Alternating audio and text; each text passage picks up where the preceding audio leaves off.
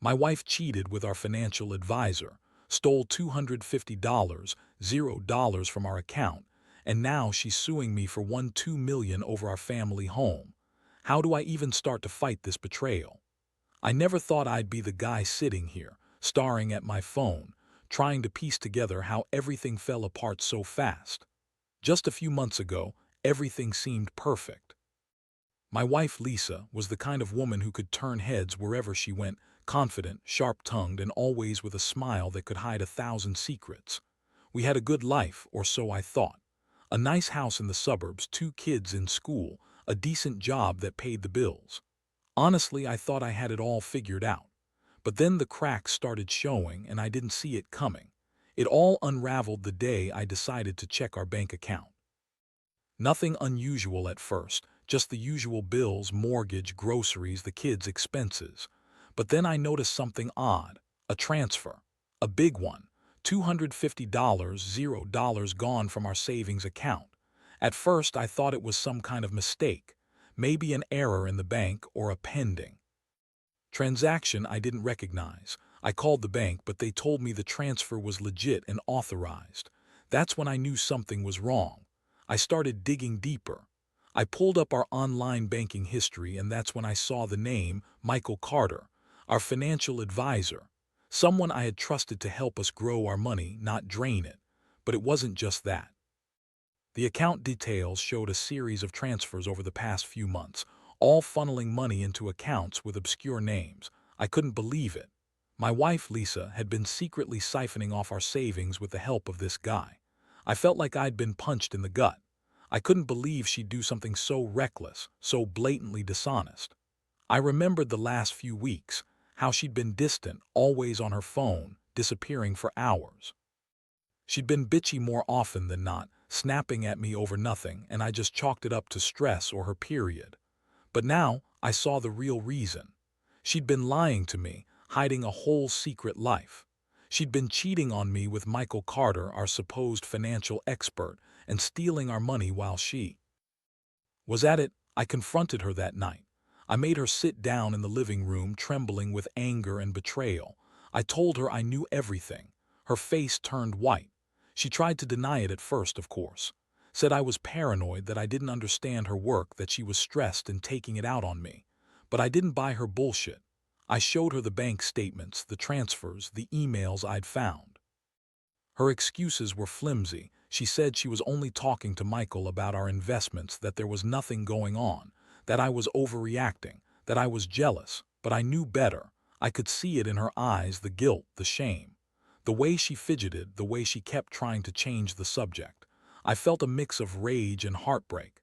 How could she lie to me like that? How could she betray everything we built? She kept insisting she loved me, that she was just trying to fix our financial problems, that she never meant to hurt me. But the lies kept piling up. She had lied about her whereabouts, about her meetings, about her relationship with Michael.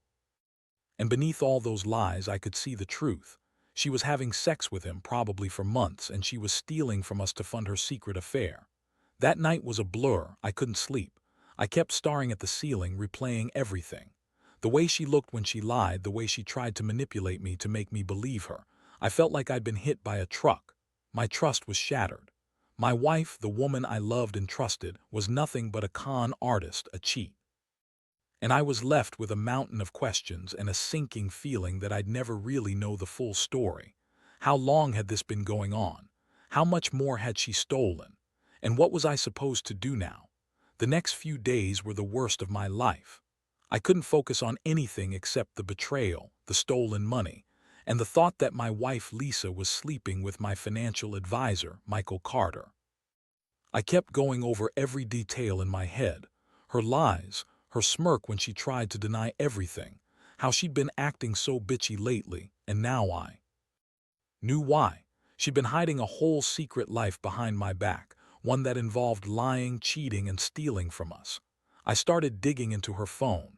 It was messy, full of texts and emails that she thought she'd deleted. I found messages between her and Michael, explicit conversations, plans to meet up, even pictures she'd sent him.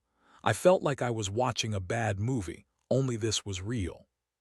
She'd been telling him how much she hated me, how she wanted to leave, how she was planning to take everything. I couldn't believe I'd been blind for so long. The woman I'd married, the mother of my kids, was out there screwing around and stealing our money. I was furious. Not just at her, but at myself for not seeing the signs sooner. I kept asking myself, how did I miss this? I had always trusted her, always believed she was the one person who had my back. Now I saw her for what she really was, a liar, a manipulator, a user. She'd been pretending to be the perfect wife, the loving mother, but behind closed doors she was something else entirely. The worst part was the financial damage. Over the past few months, she drained $250,000, our savings, our security, everything we'd worked for. That money was meant for our kids' college funds, for our retirement, for emergencies. And she took it all to fund her affair with Michael. I found out she'd even taken out a new credit card in my name, maxed it out, and used it to buy herself designer clothes and jewelry. I was stunned. How could she do this to us? I knew I had to confront her again. This time I wasn't going to hold back. I called her at work, told her I knew everything. Her voice on the phone was cold and defensive. She tried to deny it again, but I had the proof.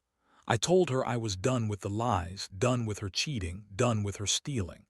I told her she was a bitch for what she'd done, and I wanted her out of the house. She yelled at me, said I was overreacting, that I was crazy, that she loved me but she couldn't help what she felt. She begged me to understand, to forgive her, but I couldn't. Not after everything. That night she came home, still acting like she hadn't done anything wrong. She tried to pretend everything was fine, that I was overreacting, that I was just jealous. But I saw through her. I saw her desperation, her lies. I told her I wanted her gone, that I was calling a lawyer, and that I was going to take everything she'd stolen and make her pay. She cried, screamed, told me I was ruining everything, but I knew I had to do something. I couldn't let her get away with it. The emotional toll was brutal. I felt betrayed, humiliated, angry. How could someone I loved do this to me? To our family. I was furious at Michael Carter, too, for enabling her, for helping her steal from us. I kept thinking about how she'd lied to my face, how she'd been so bitchy and manipulative, and how she'd been screwing around all along. The trust was gone, shattered into tiny pieces I didn't know how to put back together. I knew I'd have to start thinking about the future, about how to protect myself, our kids, and what was left of our life together. After that confrontation, everything felt like it was spiraling out of control. I spent the next few days trying to process what had happened, but honestly, it was impossible. My mind kept jumping back to her, Lisa, the woman I thought I knew, the woman I still loved deep down somewhere. But the reality was she had betrayed me in the worst way. She had lied, cheated, and stolen from us. Everything I thought was safe and secure was now a fragile illusion. I started to realize just how deep the rabbit hole went. The $250, $0 she'd taken wasn't just a careless mistake or a spur-of-the-moment decision. It was calculated. She'd been planning this for months, working with Michael Carter probably before I even suspected. I wondered how many other people she'd lied to, how many secrets she'd kept hidden. My mind kept circling back to the money, the house, our future. I couldn't believe she was willing to risk everything just to have an affair and some extra cash. It was like she was trying to burn it all down just to feel alive. I knew I had to act fast. I contacted a lawyer, a guy named Steve who specialized in family law and financial crimes. I told him everything about the stolen money, her affair, her attempts to hide her tracks. He told me I had a good chance to fight for the house and maybe even recover some of the stolen funds if I played my cards right. But he also warned me that Lisa was already planning her next move. She was a bitch when she wanted to be, and she had a sharp tongue and a sharper ability to manipulate. Meanwhile, Lisa was playing the victim. She kept crying, saying she didn't mean for it to get so bad, that she was under so much stress, and that I was overreacting. She insisted she loved me, that she was trying to fix things, but her words felt hollow. Everything she said sounded like a lie. She'd been lying about her whereabouts, about her meetings with Michael, about the money she'd taken. I could see now how good she was at twisting things, making herself look innocent while she was the biggest culprit in this mess. One night I caught her sneaking out again. I followed her to a cheap motel a few miles from our house. She was there with Michael Carter. I saw them through the window, kissing, holding hands. It was the final nail in the coffin. My stomach churned. How could she do this? How could she betray me so openly? I felt a surge of anger so intense I thought I might explode. This wasn't just about money anymore, it was personal. She had crossed every line I thought existed. That moment, standing outside that motel, I made a decision. I was done playing nice. I was going to fight for everything she'd stolen, for the house, for the money, for my dignity.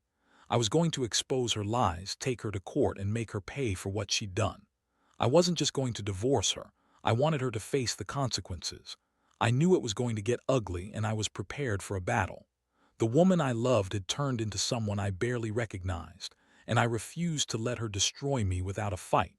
In the days that followed, I threw myself into action. I met with Steve, my lawyer, multiple times. We went over every detail, her financial records, the email exchanges, the texts, the bank statements, and formulated a plan. I wanted to get a clear picture of how much she'd stolen, how much she'd hidden, and how I could fight to get our house back. The more I dug, the angrier I got. She had been so calculating, so manipulative, lying to everyone, our friends, her family, even the kids. It was like she had built a whole new life behind my back. I also started gathering evidence. I hired a private investigator to track her and Michael Carter. I needed proof of their affair, proof of her lying about her whereabouts. I also hired a forensic accountant to trace every dollar she'd taken. It was a brutal process, digging through her emails, her bank accounts, her phone records. Every new piece of evidence felt like a punch to the gut, but I knew I had to do it if I wanted justice. Meanwhile, Lisa kept up her act. She'd come home crying, begging me to forgive her, claiming she was sorry and that she'd change. She'd say she loved me, that she was just weak, that she'd never do it again. But I wasn't buying any of it. I saw through her tears and her words. They were just another form of manipulation. She knew she was losing control, and she was desperate to keep me from exposing her fully. But I was done being played. One day I found out she'd been trying to sell the house. She told the real estate agent she wanted to move on, to start fresh somewhere else. I was furious. That house was our family's home, our security, our memories. She was planning to walk away with the money she'd stolen, leaving me with nothing. That was the final straw. I filed for an emergency court order to freeze her assets and stop her from selling the house. I needed to protect what was left of our life together. The court date was set for 2 weeks later. I remember sitting in that courtroom, heart pounding, waiting for the judge to decide. Lisa sat there looking smug, thinking she was going to get away with everything. But I had the evidence. I had the proof of her affair, her lies, her theft. When the judge finally spoke, I felt a strange mix of relief and dread. The judge granted my request to freeze the house and all her assets. I felt a small victory, but I knew this was just the beginning. The fight was far from over. I had to prepare for the legal battles ahead, for her to be held accountable, and for me to reclaim what was ours. The court order froze her assets and halted the sale of the house, but I knew Lisa wouldn't go down without a fight. She's the kind of woman who can be bitchy, manipulative, and downright ruthless when cornered. Over the next couple of weeks, she tried every trick in the book, sending me sob stories, claiming she was under so much stress, saying she'd never do anything to hurt the kids, and insisting she was trying to fix everything. But I wasn't buying her tears anymore. I saw through her facade. Meanwhile, I kept working with my lawyer, compiling everything I had: proof of her affair with Michael Carter, the bank statements showing her theft, the emails where she discussed her plans to sell the house, and the evidence of her trying to hide money. It was a brutal process, but I knew I had to be thorough if I wanted to win this fight. I also hired a forensic accountant to trace the stolen money and find out exactly how much she'd stolen and where it went. One night, I caught her sneaking into the house again. I followed her from a distance and saw her meet with Michael Carter in a parking lot. They were kissing, holding hands, acting like they had no care in the world. I felt my stomach turn. That was the moment I knew I had to do something drastic. I couldn't let her keep lying, stealing, and sneaking around. I needed to make her pay for what she'd done. I confronted her that night. I told her I knew about her affair, about her plans to sell the house, and about the stolen money. Her face twisted into a bitchy sneer. She tried to deny everything again, claiming I was crazy and jealous, but I had enough evidence to crush her. I told her she was done, that I was going to take her to court, and that I was prepared to fight for custody of the kids if she kept up her manipulative games.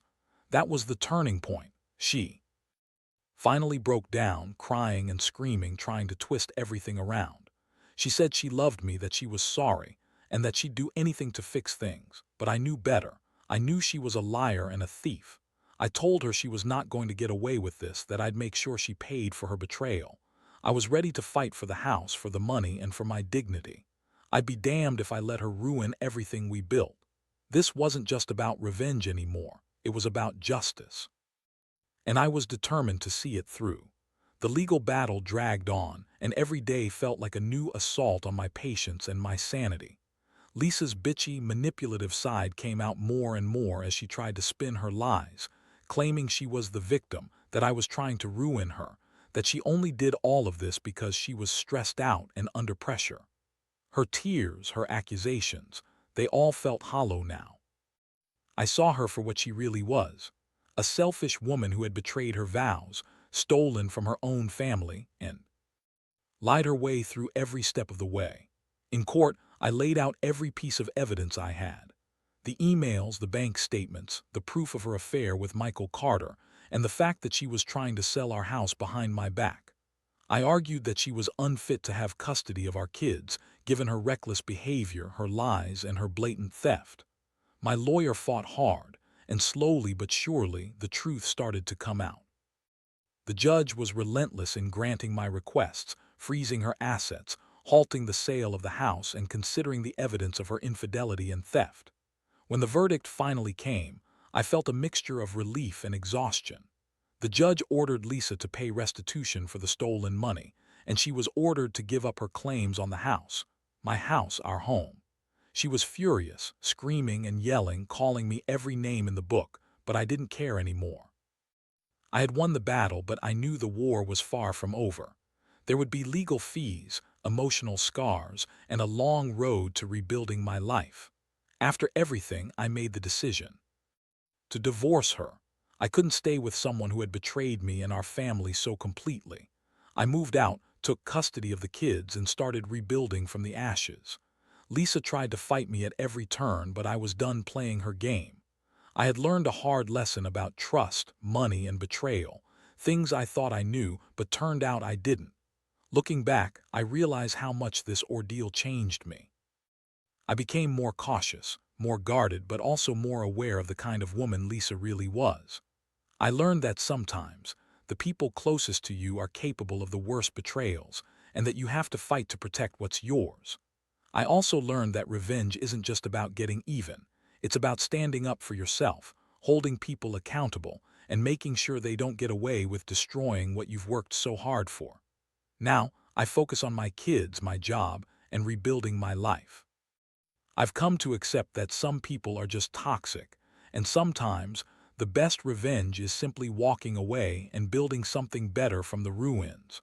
I hope my story serves as a warning. Trust is fragile, and money can make people do terrible things. But in the end, justice finds a way, and you have to be willing to fight for it.